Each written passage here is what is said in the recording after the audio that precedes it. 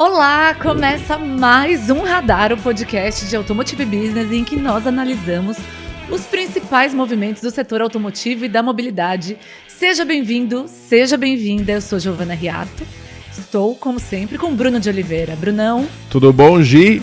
Alô, ouvintes do Brasil. Opa, isso aí, saudades, fazia um tempinho que eu andava sumido do Radar, olha aí. Preciso me redimir com a nossa audiência, mas estamos aqui de volta. E hoje o tema é aquilo que está no coração e na mente de quem nos acompanha, que é a ofensiva chinesa no mercado brasileiro e em todos os outros mercados globais, na verdade. Vamos falar muito disso. Antes de pedir para rodar a vinheta, preciso agradecer aqui os nossos parceiros e patrocinadores, o Grupo ABG, que está aqui apoiando o Radar e nos ajudando a realizar os nossos próximos episódios. É isso aí, valeu Grupo ABG e agora roda a vinheta.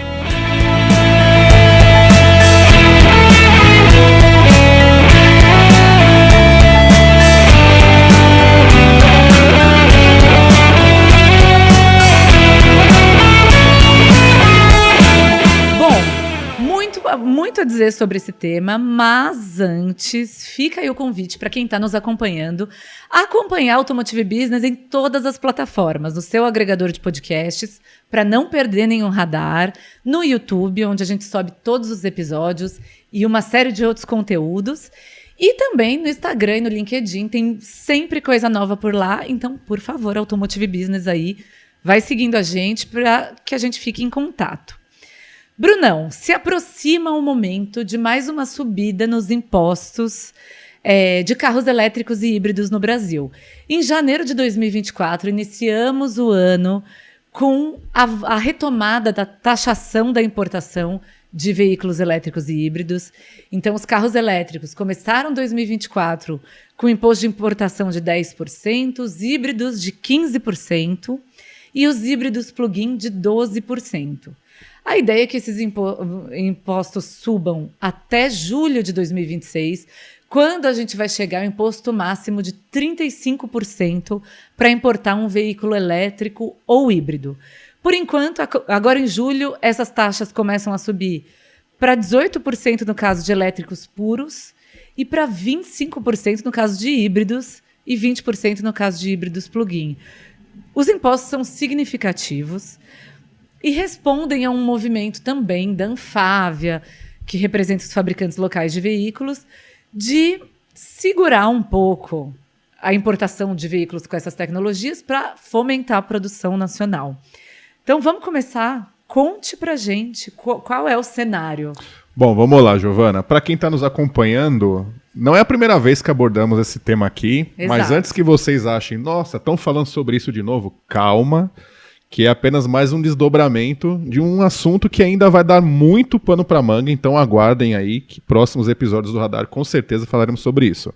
Mas você falou sobre o cenário, Gi. O cenário é o seguinte, neste momento o mundo de alguma forma está levantando muros para de alguma forma frear essa ofensiva de veículos chineses que nos últimos anos, nos últimos meses, né, acho que a partir do ano passado, desde o ano passado para cá, ganhou muita força. Então vamos lá. Em maio, ou seja, no mês passado, os Estados Unidos apareceu com a informação de que iria quadruplicar o imposto de importação para carros chineses, numa medida óbvia de protecionismo do mercado interno, ou seja, uma proteção ali para a produção local de veículos elétricos. Então, se o veículo chinês estava chegando muito barato lá, eles levantaram esse muro com esse imposto de importação, com essa elevação, na verdade, da alíquota do imposto de importação, para de alguma forma segurar o ímpeto das montadoras chinesas e, como você falou, proteger a produção local. Aí passou-se algumas semanas, veio a repercussão na União Europeia, que já estava investigando uma possível competição desleal das empresas chinesas que estavam recebendo, segundo eles, subsídios da China para chegar mais baratos nos mercados europeus.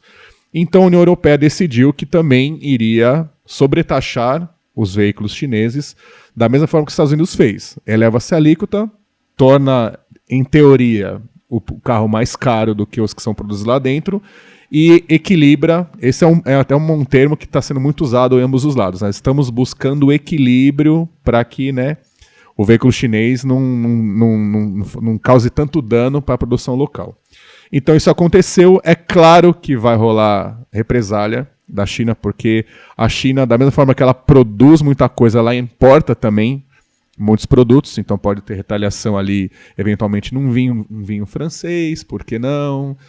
Algum produto da Alemanha, algum produto dos Estados Unidos, então, enfim, né? O iPhone é feito na China, então você imagina, né, a guerra que isso pode deflagrar no mundo.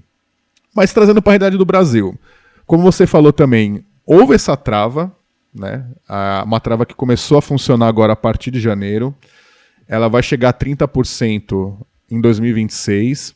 É também uma forma de se buscar o equilíbrio, como a gente ouviu bastante e muitas vezes o presidente da Anfávia, que é a associação que representa as montadoras, o presidente Márcio de Malete falando que as montadoras locais não têm nada contra as chinesas, só que eles são a favor de um equilíbrio da competição e etc. Então o governo atendeu à época esse clamor das montadoras e se criou esse esquema escalonado de retomada do imposto de importação. Só que qual que é a diferença daqui para os Estados Unidos e para a Europa? A diferença é que aqui, com uma pegada um pouco mais forte, as chinesas de alguma forma já disseram que vão ter produção local. Embora seguirão como importadores para compor o mix ali. Então um mix deles aqui vai ser parte de veículos híbridos produzidos aqui e outra parte de veículos importados. Enfim, essa é a conta que eles fizeram. Só que assim, o que a gente está vendo, e acho que todo mundo, quem acompanha a B, já viu a gente publicar algumas notícias, é de que embora tenham se criado travas para isso acontecer, para que exista esse equilíbrio ou para que exista essa barreira a um maior volume de importação de veículos chineses, esses volumes de importação não caíram, né?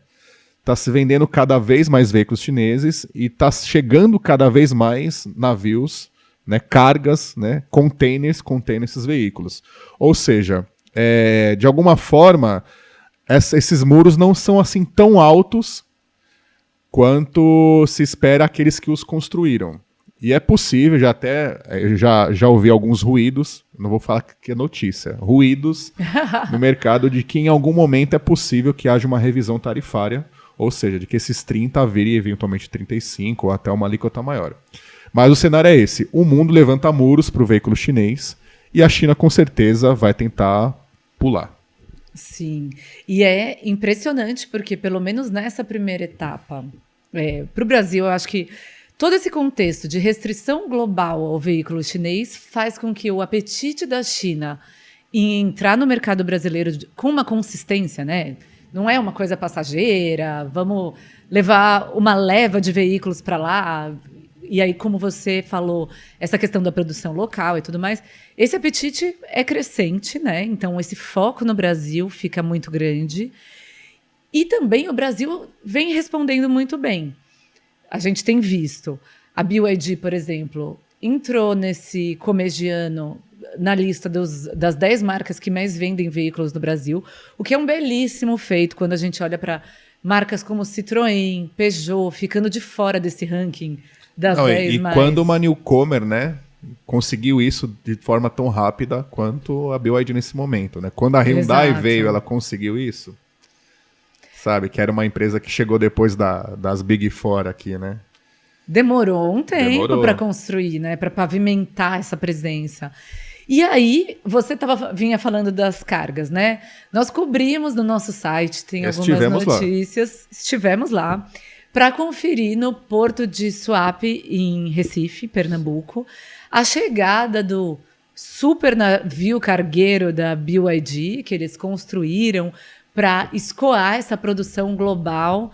Então, um volume gigante de veículos, é o maior navio cargueiro de veículos do mundo, e eles trouxeram para o Brasil uma leva de nada menos no Explorer No. 1. Eu estava pesquisando aqui, porque esse cargueiro ele tem um nome interessante. Qual que é? Explorer. É uma coisa assim meio remete a uma coisa espacial. Sim. Uma energia exploração intergaláctica. Sim, mas não deixa de ser uma referência interessante, porque o que a BYD e as outras montadoras chinesas querem mesmo é explorar novos mercados. Sim, desbravar mesmo. Desbravar mesmo. O nome veio a calhar. Veio a calhar. Então, nessa viagem ao Brasil, eles trouxeram nada menos do que 5 mil veículos, é muita coisa. E é curioso que, mesmo com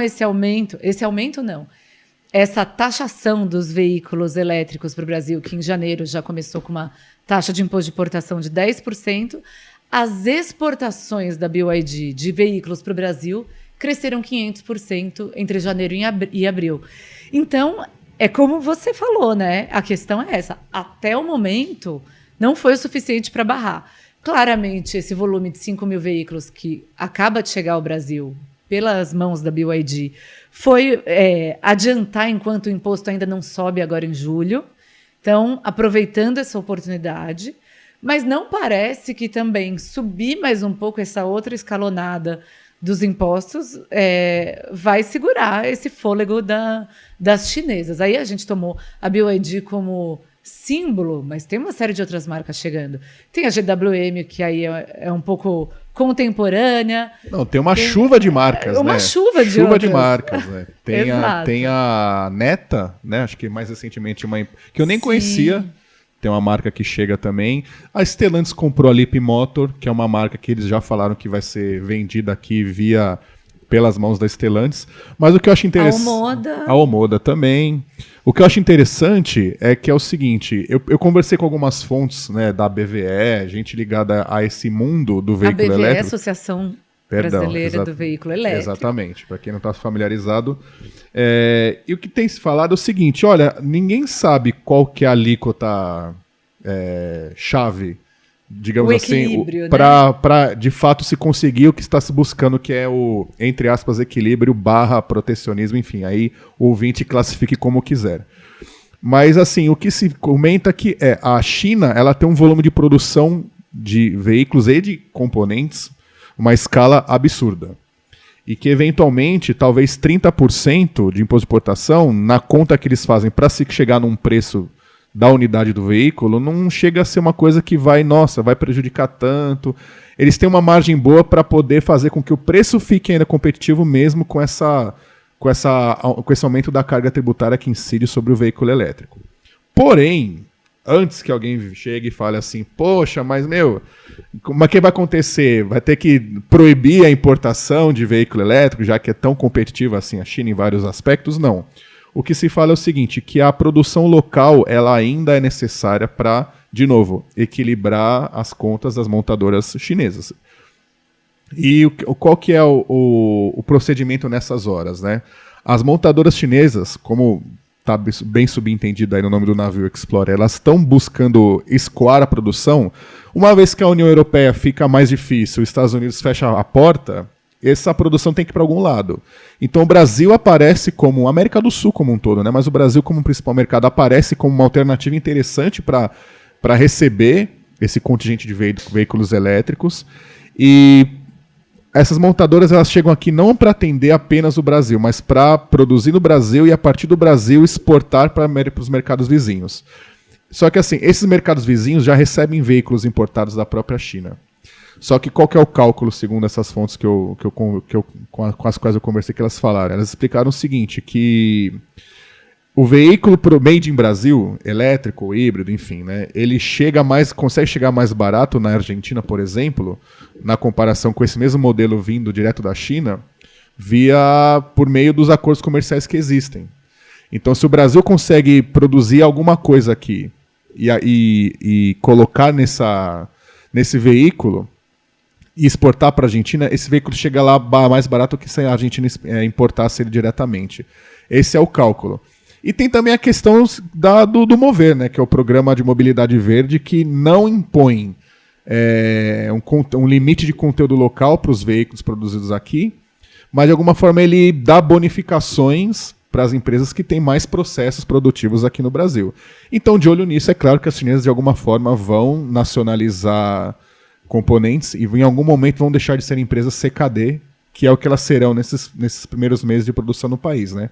Então, acho que, em resumo, é o seguinte, o Brasil ele aparece como um elemento-chave na estratégia de exportação, né, das empresas chinesas. Só que essas empresas não vão apenas trazer esses veículos montados de lá para cá, elas vão ter que produzir alguma coisa aqui, vão ter que agregar elementos produzidos aqui, até realizar mais processos aqui do que o próprio CKD, para ter acesso às bonificações, os incentivos fiscais e também para exportar de forma mais competitiva do que eventualmente mandar diretamente para o México, sei lá, para Guatemala ou para Colômbia um veículo montado na China. Perfeito. E é interessante, acho que é um alívio, né? Porque tanto por parte da indústria estabelecida localmente que pede essa isonomia, essas regras iguais e, no fundo, né, olhando para esse longo prazo que você trouxe, esse cenário, a coisa tende a caminhar para um certo equilíbrio, entre aspas, aí. E também, no fundo, nesse primeiro momento, o consumidor brasileiro vem ganhando muito com a chegada dos veículos chineses, porque não dá para negar que eles trouxeram... É interessante ter novas opções de marca. Existe uma aceleração no ritmo de oferta de tecnologias e também de um balizamento dos preços, que, claro, as empresas locais reclamam, mas isso é interessante para o consumidor. Mas, no longo prazo, aquela questão. A economia é um cobertor curto, né?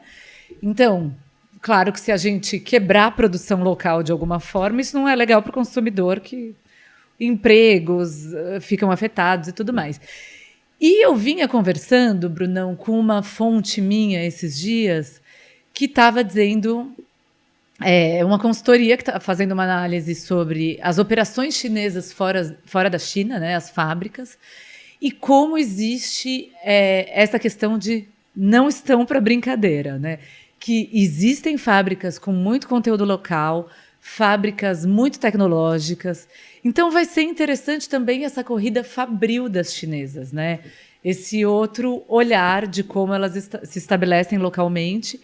E aí, nesse cenário que você disse, de que elas precisam se estabelecer aqui até para as exportações para a região, para o continente, também tem essas regras que, no fundo, são econômicas, independem e estão aí para todo mundo, que é o tal do conteúdo local. A gente viu na pandemia a questão de quebras na cadeia de fornecimento, quando você tem essas cadeias muito extremamente globalizadas e tudo mais. E as chinesas, a indústria chinesa, querendo ou não, por mais forte que seja e bem estabelecida, também está sujeita a essa mesma regra.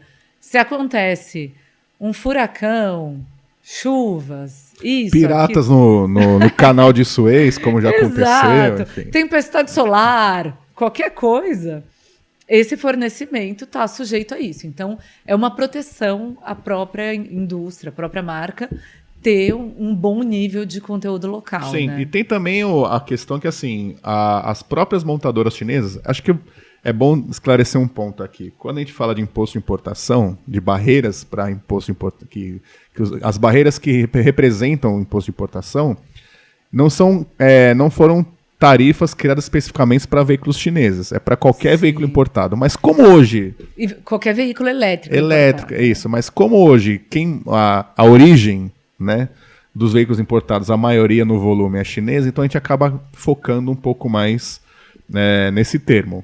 Mas eu acho que é o seguinte, as montadoras chinesas elas já estão espertas com relação a essa reação dos principais mercados no Ocidente. Tanto que eu perguntei para Stella Li, ninguém menos que Stella Li, que quem é a alta executiva da BYD, e eu perguntei para ela, não só para ela, eu tenho perguntado isso para vários CEOs quando eu tenho a oportunidade de entrevistá-los, né?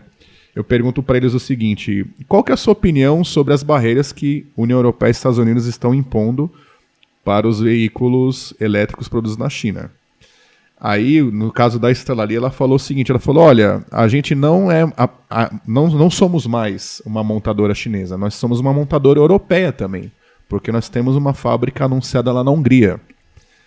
Então, da mesma forma que eles anunciaram a fábrica lá na Hungria, eles anunciaram uma aqui no Brasil, uma no México. Então eles estão também se ligando no seguinte, olha, eventualmente se aparece essa barreira para o veículo importado, vamos produzir também lá. Sim. Entendeu? Aí qual que vai ser a próxima barreira, já que tem fábrica local, né? Vai ser restringir a importação de componente, enfim. Isso é uma coisa que ainda vai dar muito pano para manga. Muito. E eu acho muito interessante um movimento que a gente tem visto no Brasil e que eu arrisco dizer aqui, sem nenhuma base em dados, apenas assim, a sensibilidade humana, exato, que se repete globalmente, que é a gente observa a adesão dessas marcas no Brasil, isso a gente já falou em outro episódio do Radar, né, que eu particularmente acho bem impressionante como o consumidor local rapidamente entendeu, o preço tá bom, o carro é interessante, não tenho medo de comprar, de investir R$140 mil em um carro de uma marca que, assim, não tem lastro no Brasil, né? Não tem, por enquanto, tá em construção. Então, eu acho muito interessante como esse movimento vem se consolidando. E, no Brasil, a gente começa a ver também o tamanho do impacto de uma empresa chegar e comprar a GWM, comprar ali a fábrica que era da Mercedes-Benz em Iracemápolis, que tem um impacto gigante na região, mas ainda fez um barulho um pouco menor, porque Mercedes-Benz tinha uma produção mais restrita e tudo mais. Mas a BYD anunciar a compra da fábrica que era da Ford na Bahia, é tipo, assim, quando às vezes a gente conversa, eu me ligo, assim, conversando com motorista de carro de aplicativo, alguém, assim, amigos, amigas, que não têm uma conexão tão forte com o setor automotivo, mas essas pessoas têm opiniões fortíssimas de como a empresa surge como salvadora da pátria, né? Salvadora dos empregos e comprometida com o mercado nacional. Isso tem um impacto na imagem fortíssimo, né? Que talvez até a gente que está no dia a dia muito próximo não sinta, né? Porque para a gente é um pouco, a gente entende. Mais uma montadora, né? Exatamente, né? Mas para as pessoas, quem vê, a Ford deixou o Brasil e veio essa empresa nova, chinesa, e se comprometeu com a nossa nação. E eu acho que isso, eu arrisco dizer que em outras regiões também, que vem sofrendo com o enfraquecimento da indústria automotiva, é muito relevante. Uma fábrica na Hungria. Estamos chegando aqui. Essa marca nova também imagino que tem um impacto muito grande. Então, eu acho que a reversão, a construção de imagem vai ser muito rápida, globalmente, muito mais do que a gente tem no histórico das outras montadoras, porque eram outros momentos e tudo mais. Você tocou num ponto interessante. Eu acho que a BYD, pegando ela como um exemplo, tá? Porque, enfim, ela é das chinesas, ela é número 1, é a que mais vende carro elétrico no mundo e tal. E no Brasil também. No Brasil também, né? Então a BYD, ela, de alguma forma, ela conseguiu vincular a sua marca, a sua imagem ao carro elétrico. Então você falou dos amigos, o motorista do aplicativo e tal, eles atrelam, eles conversam com a gente, atrelando o carro elétrico à marca. Pô, eu vi um BYD, então eu vi um carro elétrico na rua. Sim. E é interessante porque eu acho que as montadoras tradicionais, ocidentais, elas de alguma forma pensaram que elas que iam fazer isso e não conseguiram de alguma forma, né? Exato. E até é engraçado, né? Por exemplo, a gente vê por muito tempo o quanto conteúdos que a gente produzia até em Automotive Business ou em outros sites, colegas que a gente fala da imprensa, jornalistas e tal, conteúdos sobre a Tesla faziam sucesso. E agora, esse protagonismo, né? A Tesla vem para o Brasil, talvez perdeu até um pouco Ninguém fala mais apelo. da Tesla, eu acho, viu? Como antes, né? Mudou bastante, né? Não nesse anseio de, nossa, o carro da Tesla A gente fala também porque é curioso, porque são movimentos importantes, mas eu acho que, de fato, esse protagonismo, essa bola começou a ser muito bem dividida. Sim. E outra coisa interessante também, Gi, é que ainda que essas empresas tenham anunciado produção local, eles vão ter no portfólio modelos importados. Porque qual que é o cálculo? Olha, a gente tem alguns modelos produzidos localmente para atender a regulamentação de emissões local, mas para complementar o mix mesmo, para a gente chegar num volume de venda que justifique até essa produção local, só com os modelos produzidos aqui ela não vai fechar a conta. Então eu tenho que também continuar trazendo modelos importados, né? Então acho que tem as chinesas estão trabalhando esses dois lados, né? De que, olha, a gente vai produzir localmente, mas a gente vai continuar importando o veículo para cá, porque se fala em no caso da GWM, por exemplo, né? Eles falam mais ou menos assim, olha, a gente tem que ter um volume de vendas mais ou menos anual de 50 mil unidades para justificar a localização de componente, por exemplo. Porque atualmente eles vendem por ano mais ou menos 2 mil veículos, e você chegar para um fornecedor de, sei lá, um fornecedor de painel, fala, olha, eu preciso que você produza esse componente aqui. Daí o cara vai perguntar, mas e qual que é o volume de venda de você? A gente só vende 2 mil unidades por ano. Ah, eu não consigo te fornecer isso num valor que seja interessante. Então eles trabalham com esse número, eles precisam vender mais ou menos 50 mil veículos para justificar essa produção nacional. Agora, eles defendem que essa produção nacional vai crescer na esteira das vendas, claro, né? Se forem vendidos mais veículos, se viabiliza mais rápido a produção local, só que para isso tem que chegar carro importado para popularizar o veículo. Construir a marca, né? Que oferece um powertrain que é diferente, né? Então, assim, a barreira, novamente o equilíbrio, né? A barreira que se cria, ela tem que ter, quem as constrói tem que ter esse controle de que, olha, é bom de alguma forma equilibrar para não deixar tão disparelha assim a competição entre produtores locais e importadores, mas também a gente tem que pensar que um mercado está sendo construído, né? Sim. E o modelo importado ele desempenha um papel fundamental nisso. Com certeza.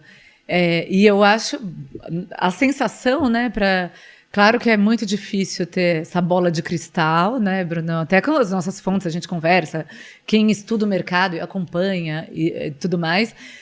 Mas a sensação é que a gente veio falando muito de ponto de equilíbrio aqui, é um novo ponto de equilíbrio que o mercado brasileiro vai ter que encontrar com tudo isso. O mercado global, né? Sim. Em relação aos chineses. Não é nada específico nosso aqui. Não é tão específico, mas a gente, eu acho que até por ser esse mercado emergente, com adesão rápida a novas tecnologias, a novas marcas, talvez esteja funcionando como um laboratório, e aí não digo num sentido pejorativo, né? No sentido de mundo subdesenvolvido, mas como um laboratório mesmo para entender como trazer o novo consumidor e até massificar o carro elétrico, né? Porque Sim. Até o momento nenhuma montadora local conseguiu oferecer um veículo que tenha algum tipo de sistema eletrificado num preço que atinja a base da população, digamos assim, né? Os veículos que são híbridos plug-in, enfim, né? Toda essa gama eletrificada que é vendida no Brasil ainda atende nichos do mercado. Exato. Né? E talvez esses veículos importados, dependendo do modelo que chega, ele pode ser mais acessível para um filão aí que está inexplorado ainda pelas montadoras, né? Então acho que assim, quando se constrói um mercado novo, como está acontecendo agora, o modelo importado ele ainda desempenha um papel importante que vai ser benéfico para as próprias montadoras, diga-se de passagem, né? E é curioso porque esse movimento todo fez com que as montadoras tradicionais, que já tinham seu longo histórico aqui, acelerassem a própria eletrificação, né? Porque tinha isso, né? Antes da chegada dos chineses e desse barulho todo, tinha... estamos trazendo, está no plano, mas quando começou o movimento... Não, ano que vem a gente está lançando, estamos vendendo aqui. Sem falar no preço, né? Todo mundo baixou o preço. Rapidinho, né? Derrubaram o preço. Mas é interessante porque ainda existe uma certa dicotomia, né? Um binarismo, que as chinesas chegam muito com essa construção de imagem do carro elétrico puro, ainda que elas tenham tecnologia híbrida e estejam muito apoiadas nisso para o seu crescimento, nesse tipo de solução que é eletrificada. E as montadoras estabelecidas localmente, muito nesse discurso publicamente posicionadas, o etanol, o híbrido flex, o etanol e tudo mais, que, claro, tem um valor e todo mundo vai usar isso, mas eu acho que fica esse binarismo, né? E para o consumidor, a mensagem que ele recebe eu tenho altíssima tecnologia elétrica e eu tenho aqui alguém que está caminhando para oferecer o elétrico, né? Então, a gente vai entender que tipo de mensagem, como isso vai ressoar no mercado um pouco mais para frente. Um pouco mais para frente e principalmente depois que essas montadoras começarem a produzir aqui no Brasil, né? Sim. Acho que isso vai ser um divisor de águas importante e vai ser uma forma delas de fato fincarem a bandeira aqui no país, né? Embora elas já tenham se comprometido a isso, acho que é mais um ver para crer, né? Exato. Na ótica do consumidor, né? Teremos uns bons meses daqui para o fim de 2025, né? Quando tudo isso vai entrar um pouco mais no ritmo. Falaram que ia ser nesse ano, né? Tiveram que postergar e tal. Porque o Mover não saiu, agora o Mover saiu. Exato. Essa não é mais a desculpa. Não é mais a desculpa. Né? Muito bom. Brunão, falamos bastante, como você disse. Vamos guardar um pouquinho, porque vai ter muitos desdobramentos. Voltaremos com esse assunto, com certeza. Muito que bem. Um prazer estar aqui de volta com você, Brunão. Obrigada. Prazer é meu, Gi, apareça mais, viu? Tá sumida. Agora eu mantive minha frequência elenco fixo. Não tirem minha cadeirinha aqui do radar. É isso aí, Gi. Te mando um abraço e um abraço aos ouvintes do Brasil. Isso aí, valeu, Brunão. Você que está nos acompanhando, ouvindo e assistindo. De novo, siga Automotive Business nas redes sociais, nos seus agregadores, para a gente ficar mais próximos aqui. Queremos saber dos seus comentários. Entre em contato com a gente, comigo, com o Brunão no LinkedIn, no Instagram, pelas redes da Automotive Business, pela notícia que a gente sobe com o radar. Deixa ali sua opinião no campo de comentários. Fica o nosso enorme agradecimento ao Grupo ABG por apoiar o radar e estar aqui com a gente. E também, se você quer saber e acompanhar de perto o que está rolando no mercado, entender o futuro e as tendências, e ouvir, apertar a mão e conversar com o pessoal das montadoras chinesas, das montadoras tradicionais, Automotive Business Experience ABX24, 30 de setembro. Vai lá, garante a sua inscrição, abx24.com.br. A gente se encontra por lá, isso aí, valeu!